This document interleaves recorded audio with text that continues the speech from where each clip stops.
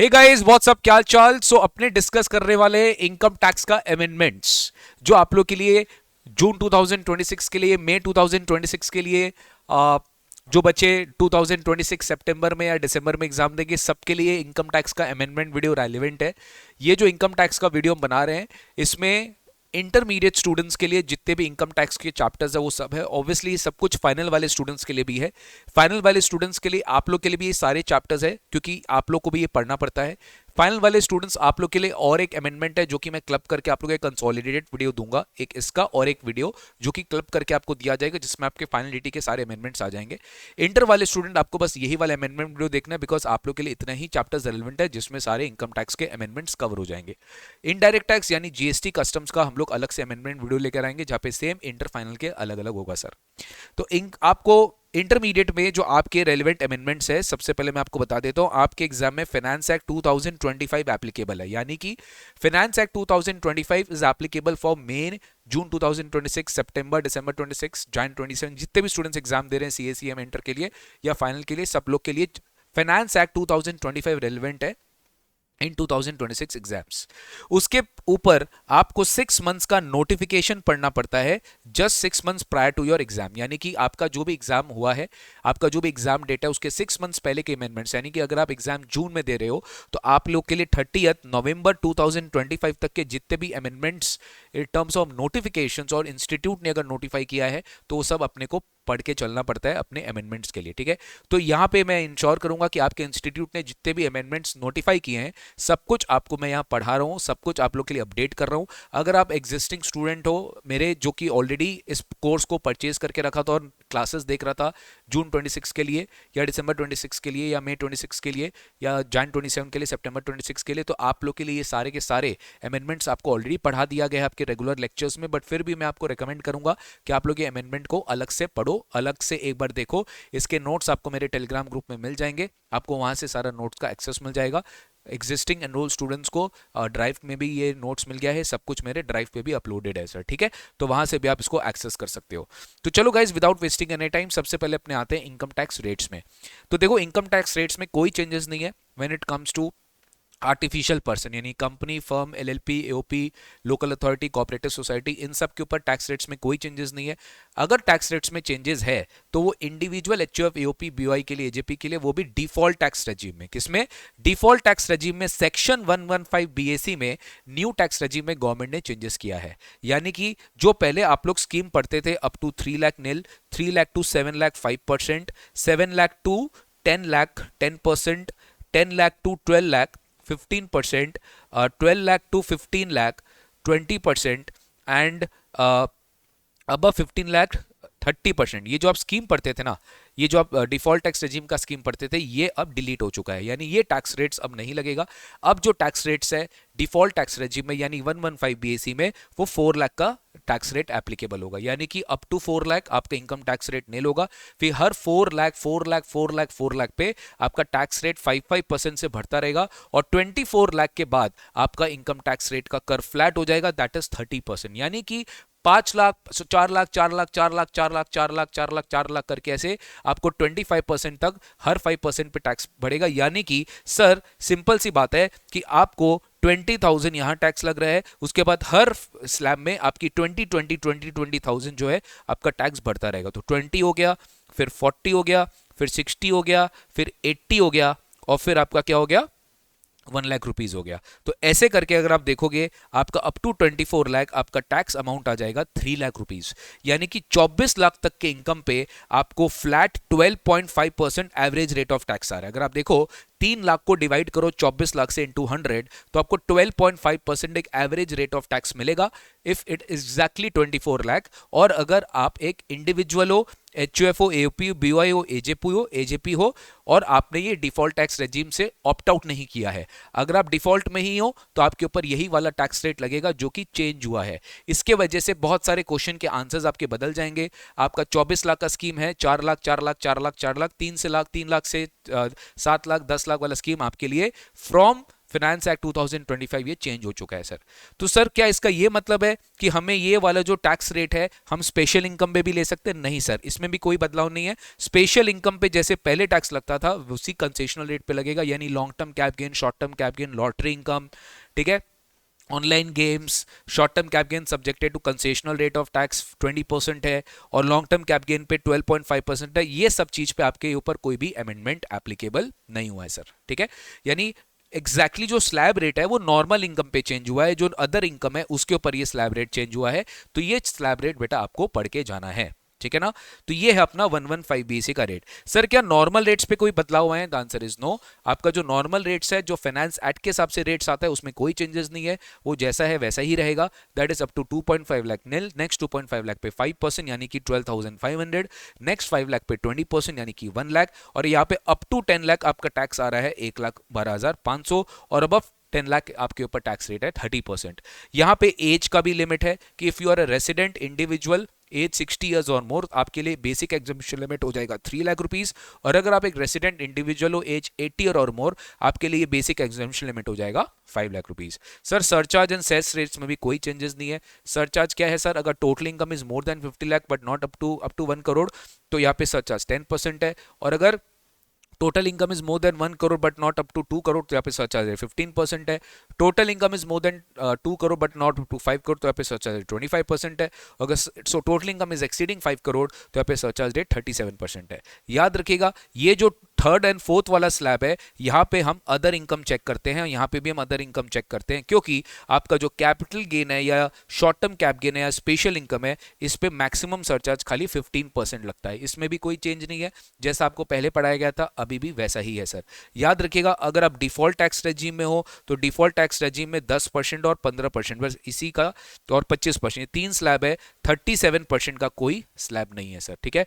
Default tax regime में अगर आपकी टोटल इनकम 2 करोड़ से ऊपर है तो सर यहाँ पे आपका 25% फ्लैट लगेगा, लेकिन long term cap gain special gain पे स्पेशल इनकम पर 15% सरचार्ज से ज्यादा नहीं होगा। इसमें कोई चेंजेस नहीं है, जो आपको पढ़ाया गया था वही है सर। यहाँ पर मैं खाली अमेंडमेंट तक डिस्कस करूंगा। आपको डिटेल्स में मेरे रिविजन लेक्चर्स देखने हैं तो आप मेरे रिविजन लेक्चर्स को फॉलो कर सकते हो, जो मेरे यूट्यूब चैनल में ऑलरेडी अपलोडेड है। You can just go through it, आपको वहां पे सारा एक्सेस वीडियोस का मिल जाएगा sir. Health and education cess पे कितना सेस लगता है, कितना रेट है? 4% होगा इनकम टैक्स प्लस सरचार्ज पे, इस पे भी कोई चेंजेस नहीं है। चेंजेस जो मैंने था वो मैंने आपको बता दिया, इसमें चेंजेस है स्लैब रेट्स को लेकर, ठीक है। ये बहुत इंपॉर्टेंट है। Accordingly sir if you remember, income tax में रिबेट मिलता है, यानी टैक्स में डिस्काउंट मिलता है सेक्शन 87A में, जो मिलता है खाली और खाली रेसिडेंट इंडिविजुअल को। रेसिडेंट इंडिविजुअल को इसका डिस्काउंट मिलता है, वो भी अगर उसकी टोटल इनकम 5 लाख से ज्यादा नहीं है तो उसको 100% रिबेट मिलेगा, मैक्सिमम 12,500। इसमें तो कोई चेंज नहीं है।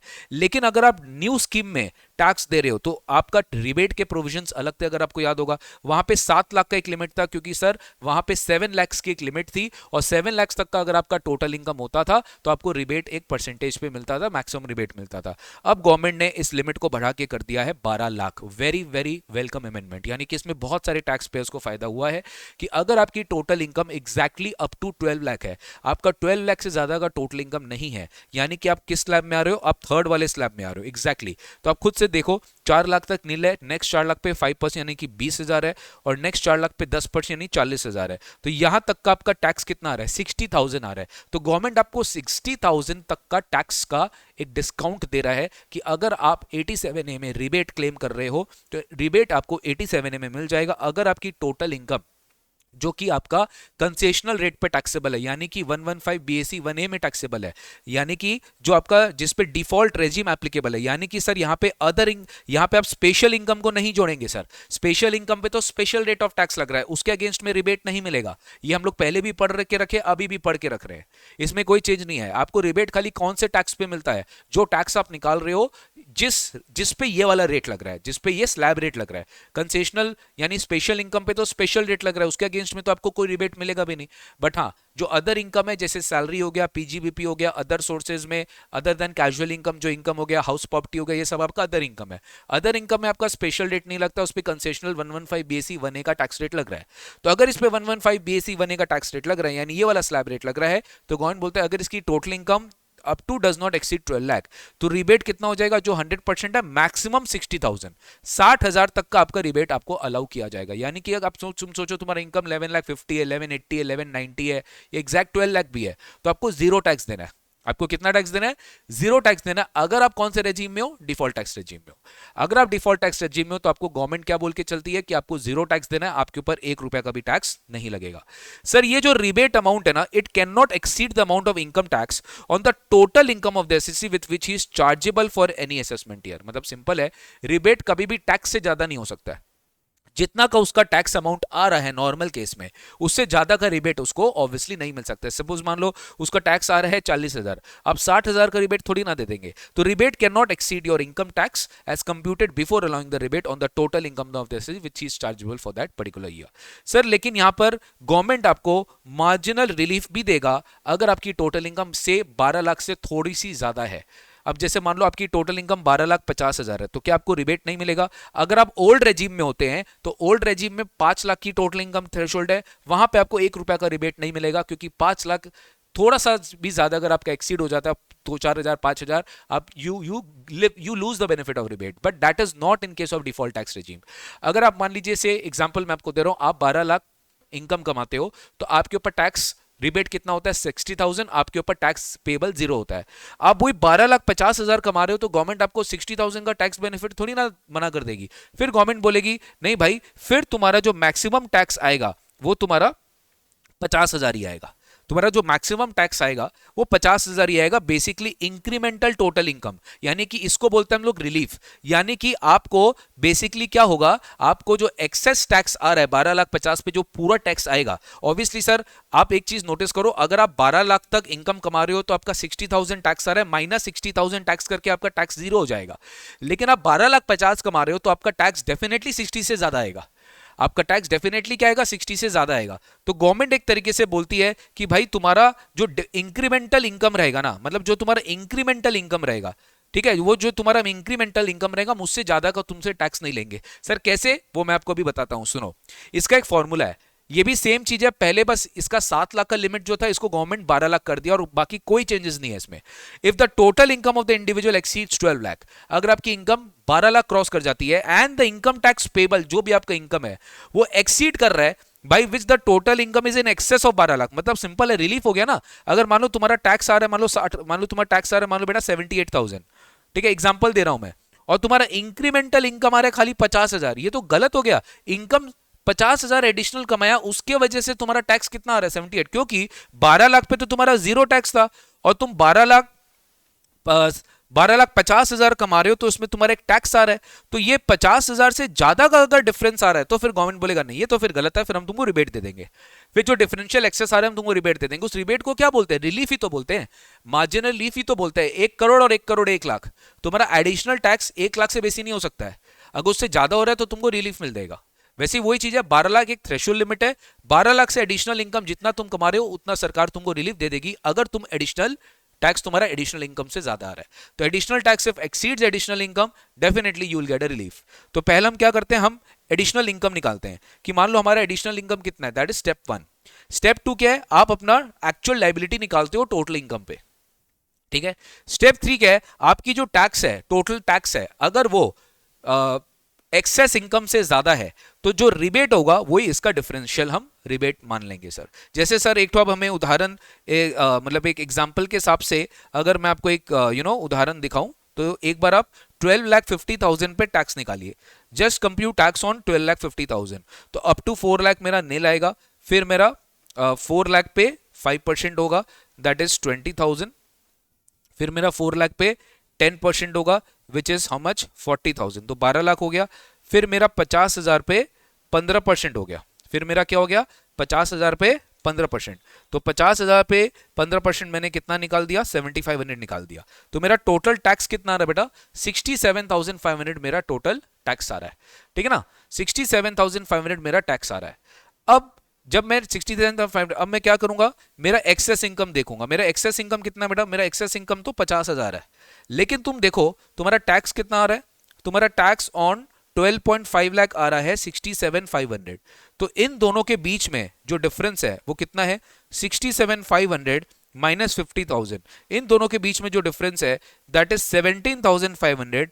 इसका मुझे क्या मिल जाएगा, रिलीफ मिल जाएगा, या इसका मुझे क्या मिल जाएगा, रिबेट मिल जाएगा, इसी का डिफरेंस। अब तुम देखो, तुम समझ जाएगा, तुम्हारा अल्टीमेटली 67,500 का जो टैक्स आ रहा है, गवर्नमेंट तुमको 17,500 का रिलीफ देगा, रिबेट देगा, इसी को हम रिबेट बोलते हैं, और तुमसे टैक्स कितना ले रहा है, 50 ले रहा है, यानी कि तुम्हारा जितना एडिशनल इनकम है उससे ज्यादा टैक्स नहीं बन सकता है।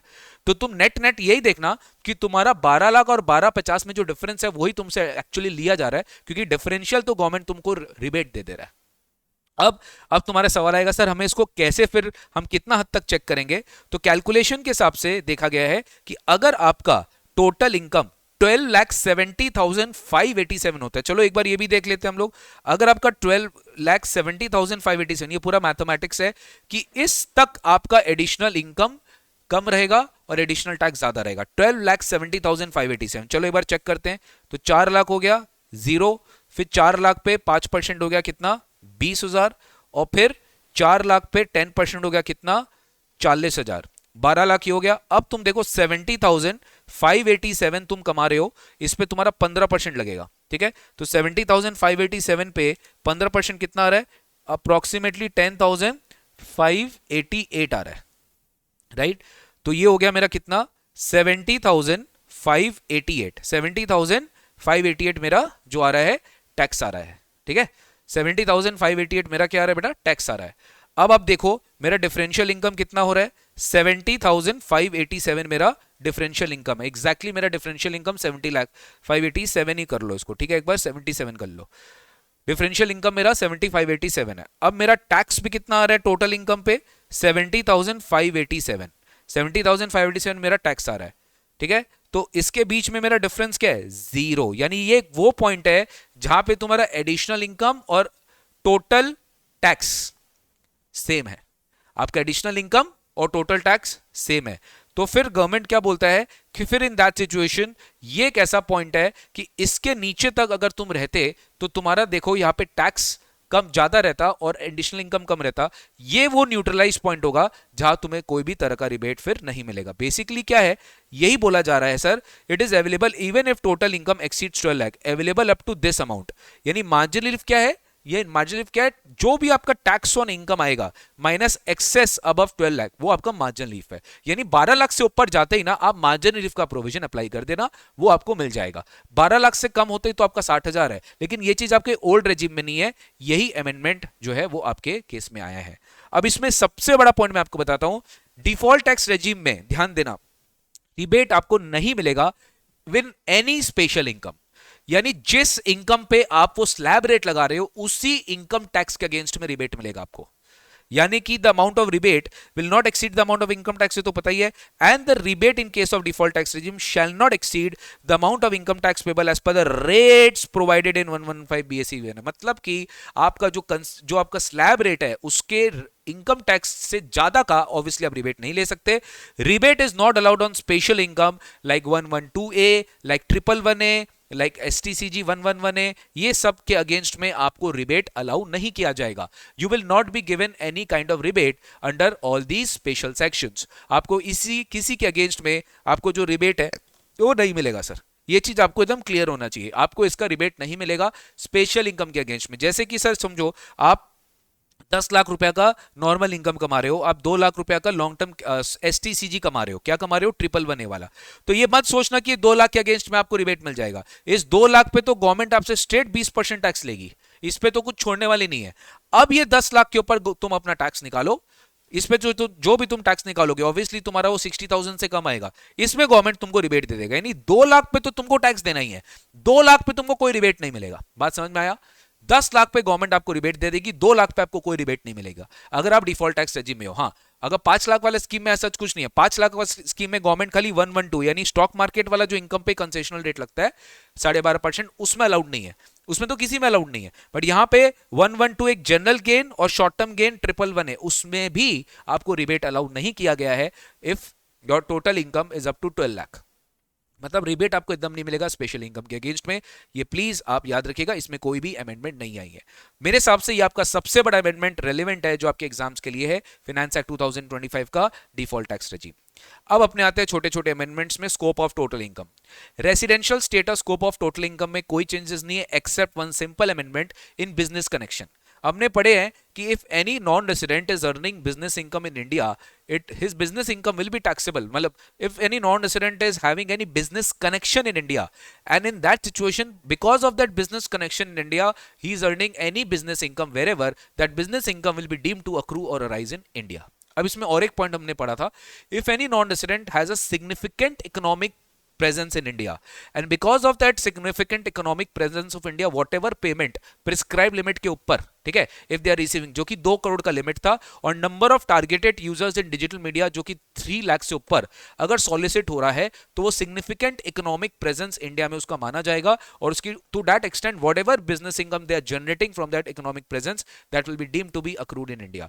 अब इसी में एक छोटा सा अमेंडमेंट आया है कि सर अगर मान लीजिए बिकॉज ऑफ एनी ट्रांजैक्शन और any activities of non resident in India which is only confined to purchase of goods in India for the purpose of export outside India, यानी वो इंडिया में क्या कर रहे हैं, वो एक्टिविटी इंडिया में खाली इतना ही कर रहे हैं कि वो इंडिया में परचेज कर रहे हैं और वो एक्सपोर्ट कर रहे हैं। एक जनरल बिजनेस कनेक्शन से इसको बाहर किया गया था बट इसको सिग्निफिकेंट इकोनॉमिक प्रेजेंस से बाहर नहीं किया गया था, जिससे एक बहुत बड़ा पैरिटी नहीं थी प्रोविजंस के बीच में। अब गवर्नमेंट ने क्या किया, गवर्नमेंट ने इसके ऊपर भी एप्लीकेबल कर दिया कि if your activity is confined to purchase of goods in India for the purpose of export, this will not even constitute the significant economic presence for this non-resident in India। देखिए मैं believe करता हूं एकदम simplified वे में आपको amendment बता दूं, ज्यादा मेरे को नहीं करना है कि आपको पूरा डिटेल में प्रोविजन समझा दूं, वरना फिर अमेंडमेंट क्लास का और रेगुलर क्लास के बीच में कोई फर्क नहीं है। रिवीजन क्लासेस में हम लोग उसको वापस से डिटेलिंग में पढ़ेंगे बट अमेंडमेंट जो मेन अमेंडमेंट है वो आपको बताना जरूरी है। अगर आप चाहे तो ये अमेंडमेंट वीडियो देखते देखते आप मेरे मटेरियल को या फिर आप कहीं से भी क्लासेस लियो, आप उस मटेरियल को यहाँ सामने रखो और वहां पे आप चाहे तो आप यहाँ पे ये पैरा को लिख सकते हो अपने वर्ड में कि जब आप इसको रिवाइज करोगे तो आपके पास अमेंडेड चीज रहेगा सर, ठीक है ना। तो ये चीज देखो मैंने बैकग्राउंड दिया है, harmonisation of significant economic presence applicability with business connection. Business connection का और सिग्निफिकेंट इकोनॉमिक प्रेजेंस के बीच में जो हार्मोनाइजेशन मिसिंग था उसको ब्रिज किया गया है। तो section 9(1) provides that all income accruing or arising whether directly or indirectly through any business connection shall be deemed to accrue in India। उसका एक्सप्लेनेशन वन एक जनरल बोलता था that in case of non-resident no income will be deemed to accrue in India for any operations which are just confined to purchase in India for the purpose of export। ये general business connection में था। But what about significant economic presence? Significant economic presence shall constitute a business connection and significant economic presence for this purpose means transaction carried out by non-resident with any person in India। इसके नीचे इन्होंने एक explanation add किया that transaction or activities of non-resident which are confined to purchase of goods in India for the purpose of export will not constitute significant economic presence of such non-resident in India। मतलब sir जो explanation 1 में था उसको same इन्होंने explanation 2A में भी पूरा same कर दिया। फॉर सिग्निफिकेंट इकोनॉमिक प्रेजेंस के लिए भी आपका ये नहीं माना जाएगा business mean significant economic presence भी नहीं माना जाएगा, इसका मतलब ये बिजनेस कनेक्शन फर्दर नहीं माना जाएगा। तो एक बेसिक सा ये प्रोविजन था, ये आपको याद होना चाहिए था। नेक्स्ट आइए इनकम टैक्स का एग्जेम्पशन चैप्टर।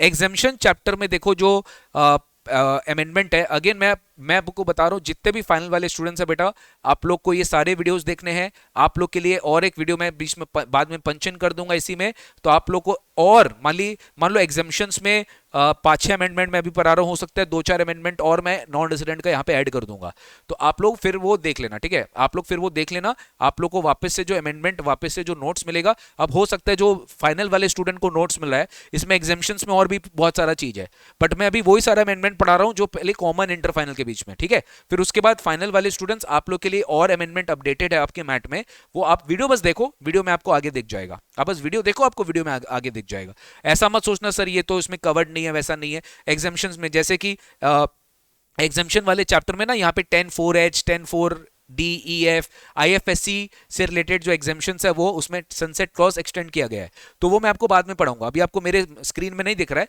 बट एक बार ये जब वीडियो ओवर हो जाएगा तो सेकंड पार्ट में मेरा वो आपको दिख जाएगा, ठीक है। आप बस देखते रहिए, पेशेंटली देखते रहिए। हाँ सर 1034B में एक बार देख लो।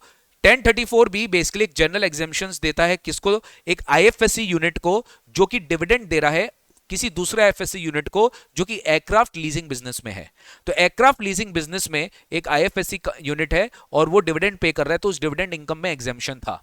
लेकिन अब शिप लीजिंग बिजनेस में भी ये एग्जेम्पशन को एक्सटेंड कर दिया गया है। यानी कि अब अगर कोई भी आईएफएससी यूनिट है, वो चाहे एयरक्राफ्ट लीजिंग बिजनेस में हो या शिप लीजिंग बिजनेस में हो, दोनों सिचुएशन में डिविडेंड इनकम एग्जेम्प्ट हो जाएगा अगर वो एक दूसरे से रिसीव कर रहे हैं। तो 1034B has been amended that exemption to dividend paid by a company being IFSC unit engaged in aircraft और ship leasing to a unit in IFSC engaged in aircraft or ship leasing। ठीक है, similar to aircraft leasing business, in the ship leasing business separate SPVs are created। यानी यहां पर क्या होता है ना, यहाँ पे एक कंपनी दूसरे एक आर्टिफिशियल एंटिटीज बनाते हैं, स्पेशल पर्पस व्हीकल्स, और वहां पे एक माध्यम से डिविडेंड एक दूसरे को डिस्ट्रीब्यूट होता है। तो डिविडेंड दोनों जो लेते हैं वो आईएफएससी यूनिट में ही है। तो एक आईएफएससी यूनिट दूसरे आईएफएससी यूनिट को दे रहा है, तो यहाँ पे गवर्नमेंट डिविडेंड इनकम को एग्जेम्प्ट कर देता है। एक जन के हाथ में ही टैक्सेबल होगा, वो डिस्ट्रीब्यूशन किसी के थ्रू रूट आउट होता है, इसलिए यहाँ पे उसको स्पेशली 1034B में एग्जेम्प्ट हो जाता है। ठीक है, नेक्स्ट आओ लाइफ इंश्योरेंस पॉलिसी 1010D। बहुत सिंपल है बेटा, लाइफ इंश्योरेंस पॉलिसी एक ऐसा सेक्शन है 1010D कि अगर आप मैच्योरिटी से लाइफ इंश्योरेंस पॉलिसी रिसीव कर रहे हो, एक तो हमने याद करो पढ़ा था 10%, 15% और 20%, अलग अलग पॉलिसी डेट्स के हिसाब से आपकी रिडेम्पशन एग्जेम्प्ट होती थी। लेकिन उसके बाद गवर्नमेंट ने बहुत सारे अमेंडमेंट लाया। यूलिप के लिए 2.5 लाख का लिमिट कर दिया कि यूनिट लिंक्ड इंश्योरेंस पॉलिसी है, 1 Feb 21 के बाद पॉलिसी है, अगर प्रीमियम 2.5 लाख से ज्यादा हो गया किसी भी टर्म में तो आपको एग्जेम्पशन नहीं मिलेगा। फिर गवर्नमेंट ने नॉर्मल पॉलिसी पे भी लिमिट लाया कि अगर आपका प्रीमियम 5 लाख से ऊपर है किसी भी टर्म में तो आपको उस इंश्योरेंस पॉलिसी के बीच के लिए एग्जेम्पशन नहीं मिलेगा।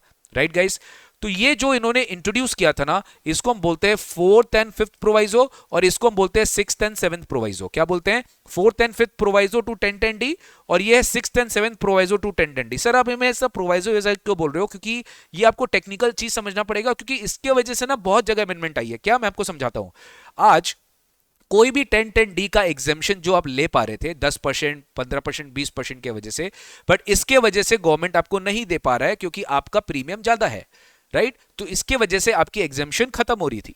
पहले तो 1010D को इन्होंने चेंज किया। इन्होंने 1010D को पहले ये जो प्रोवाइजो है ना, ये जो प्रोवाइजो है, first of all let me tell you, ये प्रोवाइजो भी एप्लीकेबल नहीं होगा अगर डेथ ऑफ द पर्सन में किसी को कुछ मिल रहा है। यानी डेथ के बाद अगर आपको मैच्योरिटी वैल्यू मिल रहा है तो आपको पूरा एग्जेम्पशन मिलेगा। आप चाहे जितना भी प्रीमियम दीजिए, अगर डेथ पे अगर आपको मिल रहा है, यानी टर्म पॉलिसीज के केस में अगर आपको मैच्योरिटी वैल्यू मिल रही है तो it is still exempt. Death पे कुछ भी टैक्सेबिलिटी नहीं है। यहां पे इन्होंने एक वर्ड और एक सिचुएशन और ऐड कर दिया 1010D में, that if proceeds is received on life insurance policy issued by IFSC insurance office। यानी IFSC को बहुत प्रमोट किया इस बजट में।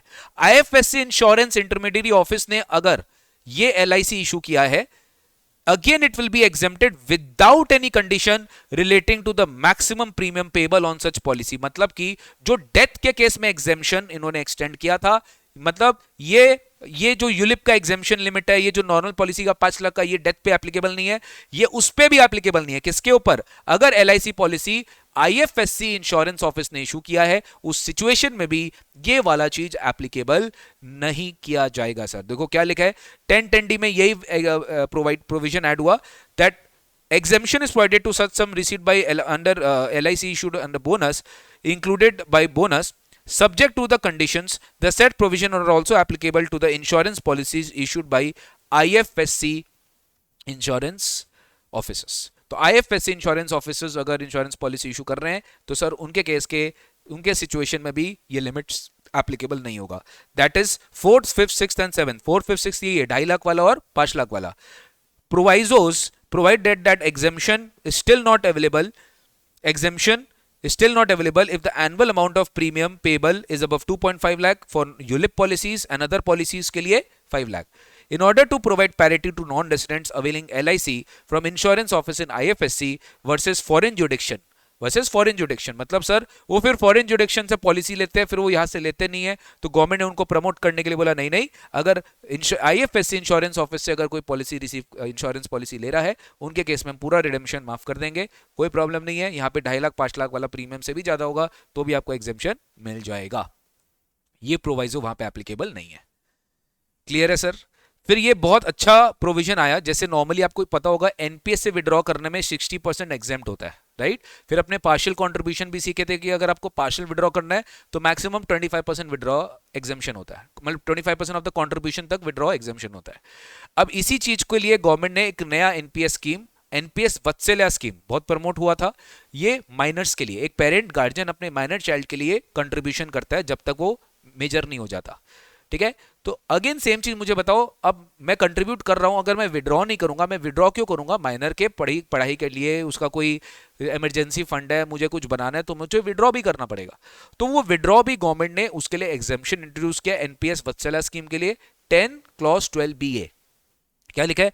partial withdrawal will be exempt under 1012BA, that is NPS Vatsala scheme allows for partial withdrawal from the minor's account to address certain contingency situations like education, treatment of specified illness and disability of more than 75% of the minor, ठीक है। Accordingly 1012BA has been inserted to provide that income received on partial withdrawal made out of minors account, यानी कि minor account के case में जो partial withdrawal किया जा रहा है, it will not be included in the total income of the parent or the guardian to the extent it does not exceed 25% of the total contributions। जितना total contribution किया है उसका 25% से ज्यादा अगर उसका withdrawal amount नहीं है, and it is as per the terms and conditions given by the Pension Fund Regulatory and Development Authority Act 2013 and the regulations made thereunder as per government guidelines they are withdrawing, nothing will be taxable, everything will be exempt, but subject इसका condition क्या है? 25%। मतलब sir जो partial withdrawal normal था minor के लिए भी, वो माइनर अकाउंट से अगर आप विड्रॉ कर रहे हो पेरेंट के हाथ में टैक्सेबल नहीं होगा। 1012BA एनपीएस वत्सला स्कीम के लिए एप्लीकेबल हुआ, और यही सेम अमेंडमेंट मैं आपको पढ़ाऊंगा जब कोई पेरेंट अपने माइनर सन के अकाउंट के लिए एनपीएस वत्सला स्कीम खोलेगा, वहां पे भी कंट्रीब्यूशन करेगा, वहां पे उनको डिडक्शन भी मिलेगा 80CCD 1B में। जो नॉर्मली भी 80CCD 1B में वो अपने लिए अगर एनपीएस करता है तो उसको वहां पे भी डिडक्शन मिलता है, बट इसका ओवरऑल लिमिट तो सेम है, इसमें कोई चेंजेस नहीं है, खाली 80CCD 1B में और एक जगह एप्लीकेबल कर दिया। मैं आऊंगा जब मैं डिडक्शन चैप्टर आपको पढ़ाऊंगा तब मैं आपको वहां पर जो है लेके चलूंगा बेटा, ठीक है। एग्जाम्शंस के लिए बस इतना ही है कि ये बेसिक है। हाँ, 2-4 और अमेंडमेंट है जो फाइनल स्टूडेंट्स के लिए सर रेलेवेंट होगा, वो अपने आगे देखेंगे सर, ठीक है। आप लोग प्लीज क्लासेस में बने रहिएगा। अब एक बार सैलरी में आ जाओ। सैलरी में तुमको याद होगा specified employ, there are few perquisites which are only taxable for specified employees, जैसे आरएफए, जैसे आपका यूज ऑफ मोटर कार हो गया, एजुकेशन फैसिलिटी हो गया, गैस इलेक्ट्रिक गैस सप्लाई हो गया, कुकिंग गैस सिलेंडर, ये सब जो डोमेस्टिक कंजम्पशन है ये सब जो सप्लाई हो गया, इसके जो परक्विजिट्स है वो खाली स्पेसिफाइड एम्प्लॉयज के हाथ में टैक्सेबल होता है। स्पेसिफाइड एम्प्लॉय का मीनिंग को चेंज किया गया, उसमें एक तो पॉइंट है, एक तो डायरेक्टर एंड ऑल वो सब है, एक तो 50,000 का एक तो थ्रेशोल्ड लिमिट है कि अगर आपका सैलरी 50,000 से ज्यादा है तो स्पेसिफाइड एम्प्लॉय हो। गवर्नमेंट ने बोला यार 50,000 से क्या होता है, अब तो उसका लिमिट बढ़ा दो, अब उसका लिमिट 4 लाख कर दिया। क्या कर दिया? That if your monetary limit for considering your specified employ is now more than 4 lakh, अगर आपका 4 लाख से ज्यादा का सैलरी है तो फिर आप स्पेसिफाइड एम्प्लॉय माने जाएंगे। अगर आपका 4 लाख से कम का सैलरी है तो आप स्पेसिफाइड एम्प्लॉय नहीं हो, you are not a specified employ if you are earning less than 4 lakh total income है आपका, ठीक है। आपका एम्प्लॉय मतलब सैलरी। दूसरा, अगर आपको याद होगा हमने मेडिकल परक्विजिट पढ़ा था, इंडिया में तो हॉस्पिटल्स अगर गवर्नमेंट हॉस्पिटल्स है एग्जेम्प्ट है, डोमेस्टिक एम्प्लॉयर हॉस्पिटल एग्जेम्प्ट है, अदर सिचुएशन में फुल्ली टैक्सेबल है। Specified hospital specified disease exempt है। मेडिकल फैसिलिटी आउटसाइड इंडिया में हमने पढ़ा था कि एक स्टे और आपका मेडिकल एक्सपेंसेस, ठीक है, और ट्रैवलिंग एक्सपेंसेस, ये सब कुछ हम चेक करते हैं, स्टेइंग लॉजिंग बोर्डिंग कॉस्ट ये हम सब चेक करते हैं, ठीक है। तो आपका मेडिकल फैसिलिटी एग्जेम्प्ट, यहां पे हमने ट्रैवलिंग परक्विजिट में अगर आपको याद होगा travelling perquisite will be exempted, ठीक है, up to the limit specified by RBI, ठीक है। इसमें एक चीज आपको ग्रॉस टोटल इनकम का एक लिमिट दिया गया था, अगर आपको याद होगा जीटीआई का एक लिमिट दिया गया था जो था खाली 2 लाख का, कि 2 लाख से ज्यादा अगर आपका जीटीआई होगा तब गवर्नमेंट आपका जो मेडिकल जो केस में जो ट्रैवलिंग परक्विजिट है वो एग्जेम्प्ट करेगी, राइट। ट्रैवलिंग परक्विजिट है वो एग्जेम्प्ट करेगी। इस 2 लाख को बढ़ा के कर दिया गया है 8 लाख, यानी कि आपकी ग्रॉस इनकम अगर 8 लाख से ऊपर है तब टैक्सेबल हो जाएगा, और 8 लाख से नीचे है तो ट्रैवलिंग परक्विजिट, जो ट्रैवलिंग परक्विजिट मतलब जो एम्प्लॉयर आपका ट्रैवलिंग कॉस्ट मीट किया है वो एग्जेम्प्ट हो जाएगा सर। तो expenditure incurred by the employer for travelling खाली ट्रैवलिंग के लिए जो जीटीआई 2 लाख देखते थे वो 8 लाख हो गया। Outside India, on the medical treatment of the employee would not be treated as perquisite if the salary does not exceed 2 lakh। ये पहले सैलरी मतलब टोटल इनकम हो गया बेटा, जीटीआई हो गया। अब इस लिमिट को क्या कर दिया गया है, अब इस लिमिट को 8 लाख कर दिया गया है, ठीक है। पहले 2 लाख का लिमिट को 8 लाख कर दिया गया है, स्पेसिफाइड एम्प्लॉय का 50,000 का लिमिट को 4 लाख कर दिया गया है। तो सैलरी में यही 2 चेंज है और कोई चेंज नहीं है। हाउस प्रॉपर्टी में कोई ज्यादा चेंज नहीं है, क्लैरिफिकेटरी अमेंडमेंट है। If you remember, self occupied property का एनुअल वैल्यू 0 होता है, राइट। अब सेल्फ ऑक्यूपाइड प्रॉपर्टी मतलब क्या हो, जो आप ऑक्यूपाई करके रखे हो। तो मार्केट में कंफ्यूजन था कि सर मान लो हमने अनऑक्यूपाई करके रखा है, हम रहते नहीं है बिकॉज हम कहीं और काम कर रहे हैं, तो क्या वो अनऑक्यूपाइड प्रॉपर्टी को आप सेल्फ ऑक्यूपाइड नहीं मानेंगे क्या? क्या उसकी एनुअल वैल्यू 0 नहीं होगी क्या? सेल्फ ऑक्यूपाइड मतलब खुद से रहना पड़ेगा क्या? अनऑक्यूपाइड है, रह नहीं रहे, लेट आउट भी नहीं करके रखे because of some other reasons. तो सरकार ने एकदम क्लियर कर दिया, because of any reasons, because of any purpose, आप रह रहे हो नहीं रह रहे हो, अगर उससे कोई रेंटल इनकम नहीं आ रही है, लेट आउट नहीं करके रखे हो, तो that will be treated to be self occupied only and annual value will be nil up to 2 houses. मतलब क्या, किसी भी कारण से, because of your employment, because of your business carried out in other place, in such cases annual value will always be deemed to be 0। यानी ऐसा नहीं कि आपको खुद वहां पे रहना पड़ेगा। तो एक क्लैरिफिकेटरी अमेंडमेंट आई, annual value of self occupied property, that is 23 subsection 2, it got simplified. तो 23(2) provides that where house property is in occupation of the owner for the purposes of his residence, अपने residence के लिए वो रह रहा है, और owner cannot occupy due to his employment, due to business or profession carried on at any other place. In such cases, the annual value of such house property will be taken to be 0. Annual value क्या माना जाएगा? वो 0 माना जाएगा, वो हमेशा nil रहेगा। Further, section 23(4) provides that section 23(2) will be applicable for 2 houses only which are specified by the owner। वो जो भी डिक्लेयर करेगा 2 घर ही। With a view to simplify the provision, it has been amended that the annual value of any house or any part will be taken as nil if the owner occupies for his own residence or cannot occupy due to any other reason। वही चीज मैंने आपको बताया कि वो किसी भी कारण से वो ऑक्यूपाई नहीं कर पाया, employment, doing business at another place, then this provision allows the benefit only for 2 houses. Will normal जो 2 घर है वो जैसे लग रहा था वैसे ही लगेगा। खाली ये बेटा एक छोटा सा क्लैरिफिकेशन है कि किसी भी कारण से अगर वो ऑक्यूपाई नहीं कर पाया, वो भी इसी में कवर किया जाएगा, यानी उसको आप सेल्फ ऑक्यूपाइड ही मानोगे। ठीक है। पीजीपीपी में फाइनल स्टूडेंट्स आप लोग के लिए अमेंडमेंट होगा, वो हम लोग आगे पढ़ेंगे। इंटर और फाइनल जो कॉमन टॉपिक्स है उसमें कोई अमेंडमेंट नहीं है। एक 44 बीबीडीए बोल के एक प्रिजम्पटिव टैक्सेशन स्कीम आया है, ठीक है, वो हम लोग आगे डिस्कस करेंगे आप लोग के साथ, अभी नहीं। फिलहाल अभी आप नेक्स्ट चैप्टर में आ जाओ, कैपिटल गेन।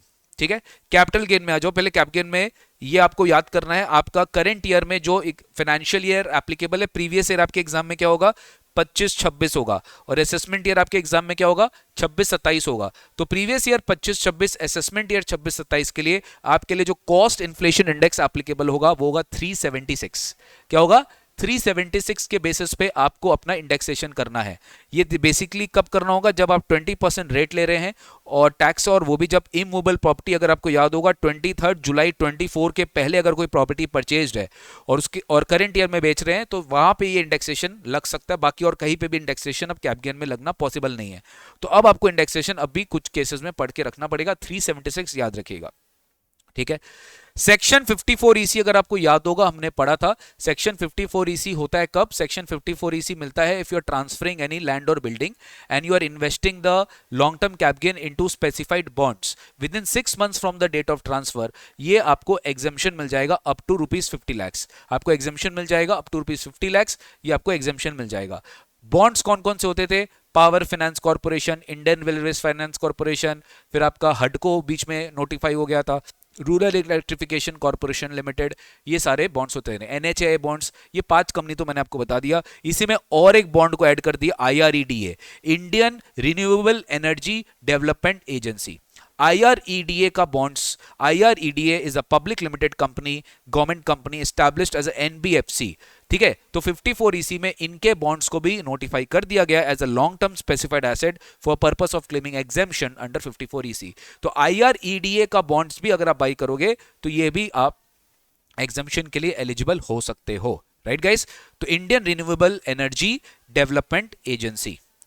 नेक्स्ट है बेटा कैपिटल असेट का डेफिनेशन, बहुत सिंपल है, कुछ भी नहीं है। कैपिटल असेट का डेफिनेशन सेक्शन 2 क्लॉज 14 हमने पढ़ा है। Any property held by the assessee whether और not connected with his business और प्रोफेशन। इसमें से कुछ एक्सक्लूडेड अगर आपको याद होगा, personal movable asset, agriculture land in urban India, फिर आपका स्टॉक इन ट्रेड, फिर फिर आपका gold deposit bonds, deposit certificates under gold modernisation scheme, ये सबको गवर्नमेंट एक्सक्लूड करके रखा है। लेकिन कुछ स्पेसिफिक इंक्लूजन्स भी था कैपिटल एसेट के डेफिनेशन में, अगर आपको याद होगा, securities held bye foreign institutional investor, यानी जो एफआईआईज इंस्टीट्यूशंस इंडिया में इन्वेस्ट करके रखे हैं as per the SEBI guidelines, तो उनके जितने भी असेट इंडिया में इन्वेस्टेड है, हालांकि वो उनका बिजनेस असेट है, वो उनका फुल टाइम इन्वेस्टमेंट है, फुल टाइम बिजनेस है, वो उनका स्टॉक इन ट्रेड नहीं माना जाएगा, वो उनके लिए कैपिटल एसेट माना जाएगा। एंड वो क्योंकि कैपिटल एसेट माना जाएगा, it will be subjected to special rate of tax, that is capital gain. उन पे 12.5% ही कैप गेन टैक्स लगेगा, चाहे जितना भी इनकम हो, उन पे कोई स्लैब रेट, उनके ऊपर कोई अदर इनकम का टैक्स, उसको अदर इनकम नहीं माना जाएगा, कैप गेन माना जाएगा। ये तो आप पहले से पढ़ के रखे थे। इसमें खाली थोड़ा सा एक एड ऑन हो गया है बेटा। एड ऑन क्या हुआ मैं आपको समझाता हूं। इसमें और एक चीज एड ऑन हो गया है। उसमें एड ऑन क्या हुआ है, इन्वेस्टमेंट फंड। ठीक है, आपको समझना पड़ेगा, इंडिया में इन्वेस्टमेंट फंड्स भी होते हैं, जैसे ऑल्टरनेटिव इन्वेस्टमेंट फंड्स हो गया, सेबी का रेगुलेटेड फंड्स हो गया, जो फर्दर अलग अलग सिक्योरिटीज में इन्वेस्ट करता है। अब होता क्या है, ये जो इन्वेस्टमेंट फंड होता है ना, इसमें नॉन रेसिडेंट्स लोग बहुत इन्वेस्ट करते हैं पैसा भर भर के। तो इन्वेस्टमेंट फंड क्या करता है, जो पैसा लेता है अपने इन्वेस्टर से, उनको यूनिट्स अलॉट करता है। तो अब होता क्या, अगेन वो जो नॉन रेसिडेंट इन्वेस्टमेंट फंड में पैसा डाल रहा है, वो इन्वेस्टमेंट कर रहा है इन्वेस्टमेंट फंड में, जो फर्दर इंडियन मार्केट्स में इन्वेस्ट करता है। अब वो लोग का भी यही सेम प्रॉब्लम कि भैया मेरा तो बिजनेस इनकम मान लिया जाएगा, क्योंकि हम तो एफआईआई नहीं है, हम तो इन्वेस्टमेंट फंड में इन्वेस्ट कर रहा है। तो यहां पे भी गवर्नमेंट ने क्या किया, गैप ब्रिज किया। गवर्नमेंट ने बोला नहीं नहीं, इन्वेस्टमेंट फंड में आप इन्वेस्ट कर रहे हो, वो भी एक तरीके से क्या माना जाएगा, कैपिटल असेट माना जाएगा, और उस पे भी क्या लगेगा, कैपिटल गेन लगेगा सर। तो securities held by investment funds referred to in section 115 UB. ठीक है, ये फाइनल लेवल पे पढ़ाया जाता है। सिक्योरिटीज फाइनल वाले बच्चे आपको ऑलरेडी पता होगा, एस जो इन्वेस्टमेंट फंड्स होता है, उसके जो सिक्योरिटीज आप होल्ड करके रखियो, और ये जो इन्वेस्टमेंट फंड है further invested in the security as per the regulations made under SEBI act 1992, इसको भी क्या माना जाएगा, कैपिटल एसेट माना जाएगा, so that any income arising from transfer of the security would be in the nature of capital gains. तो securities held by investment funds which has invested in such security as per the regulations made under SEBI would be treated as capital asset, so that उसकी जो income arise होगी from the transfer will be in the nature of cap gains। यानी मान लो मेरा investment fund में मैंने कोई units hold करके रखा है, मैंने इन्वेस्टमेंट फंड का यूनिट्स किसी को बेच दिया, ये long term cap gain short term cap gain में आएगा सर, ये नॉर्मल बिजनेस इनकम नहीं ट्रीट किया जाएगा। तो ये आप थोड़ा सा याद रखिएगा। नेक्स्ट अगर आपको याद होगा, इसमें थर्ड और एक स्पेसिफिक इंक्लूजन था, यूलिप पॉलिसी का यूनिट्स। यानी अगर आप किसी यूनिट लिंक्ड इंश्योरेंस पॉलिसी में प्रीमियम दे रहे हो, आपको कुछ यूनिट्स मिलता है for the purpose of investment, वो यूनिट आपका एक तरह का इन्वेस्टमेंट है। ये हम पढ़ के रखे। इसमें खाली इन्होंने क्या किया ना बेटा, पहले एक ड्राफ्टिंग एरर था। ड्राफ्टिंग एरर तो क्या बोलेंगे, गवर्नमेंट ने एक चीज को इग्नोर कर दिया था। यूलिप पॉलिसी में वो आपको 2.5 लाख वाला यूलिप पॉलिसी याद है कि अगर आपका प्रीमियम 2.5 लाख से ज्यादा जा रहा है, इसके वजह से गवर्नमेंट आपका एग्जेम्पशन विड्रॉ कर रहा है।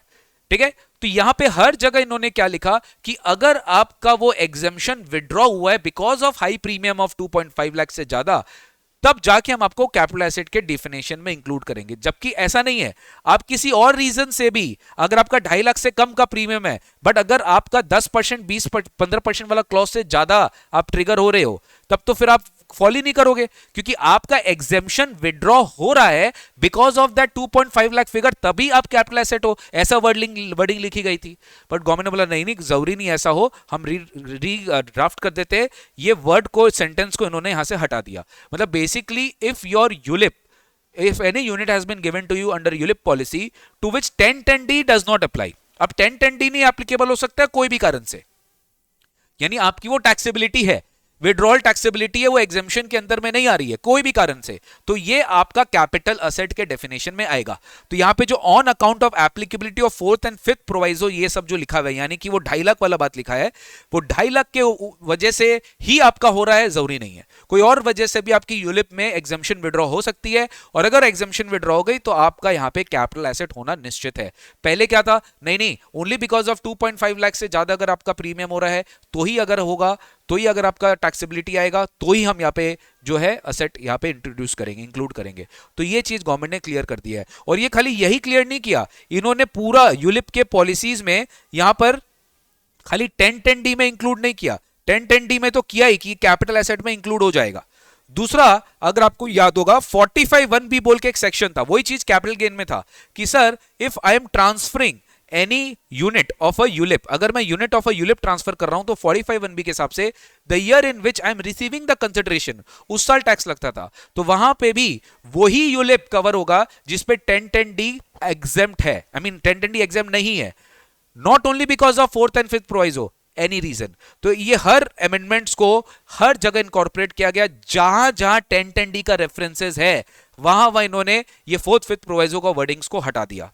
देखो क्या लिखा है, पहले 1010D क्या बोलता है, income tax exemption on sum received under LIC, there is a condition that the premium payable should not exceed 10%। एक कंडीशन ऑलरेडी था 10% का कि 10% से ज्यादा नहीं होना चाहिए। दूसरा, to restrict the benefit of exemption to small and genuine cases, finance act ने ऑलरेडी अमेंडमेंट कर दिया था that this clause will not apply for ULIPs where the premium is exceeding 2.5 lakh. ये था fourth proviso. ULIP is a capital asset only when the exemption does not apply on such policies on account of applicability of these proviso। मतलब 4.5 लाख के वजह से ही अगर आपका exceed हो रहा है प्रीमियम तो ही आपका वो यूलिप कैपिटल एसेट था। Accordingly, taxation of cap gains in case of only such ULIP, इसलिए taxation cap gain खाली उसी यूनिट्स पे लगता था, which is wrong. In case of LIC other than ULIP, sum received is chargeable to tax under IFOS, to which exemption does not apply। और बाकी सब cases में तो हम लोग ऑलरेडी पढ़े हैं, अदर देन यूलिप में 5 लाख वाला सिचुएशन है तो वहां पे straight away income from other sources में टैक्सेबल हो गया था। तो गवर्नमेंट ने अकॉर्डिंगली चेंजेस कर दिया कि नहीं भाई खाली 1010D में आप फोर्थ फिफ्थ प्रोविजो को ही मत टारगेट करिए, किसी भी कारण से अगर 1010D अप्लाई नहीं हो रहा है तो वो यूलिप के ऊपर कैपिटल एसेट माना जाएगा। दूसरा, उसका कोई भी प्रॉफिट होगा that will be chargeable to capital gain under 45(1)(b। तो 45(1)(b) में जहां जहां यूलिप है वहां 1010D में इन्होंने फोर्थ फिफ्थ प्रोविजो का रेफरेंस हटा दिया। सेम वहां पे इक्विटी ओरिएंटेड फंड, अगर आपको याद होगा इक्विटी ओरिएंटेड म्यूचुअल फंड के डेफिनेशन में भी जहां पे 112A पे 12.5% टैक्स लगता है अबव 1,25,000, वहां पे इक्विटी ओरिएंटेड म्यूचुअल फंड में भी यूलिप पॉलिसी होता है बेटा। और वो यूलिप पॉलिसी में अगेन वहां पे इन्होंने लिखा था जहां 1010D does not apply because of fourth and fifth proviso, वहां पे भी उन्होंने उसका रेफरेंस हटा दिया। बोले नहीं भाई, जहां जहां 1010D कहीं पे भी नहीं लगेगा, किसी भी सिचुएशन की वजह से नहीं लगेगा, उस सब पे टैक्स लगेगा, उस सब पे आपका लगेगा। मतलब खाली ये नहीं है कि फोर्थ एंड फिफ्थ प्रोविजो।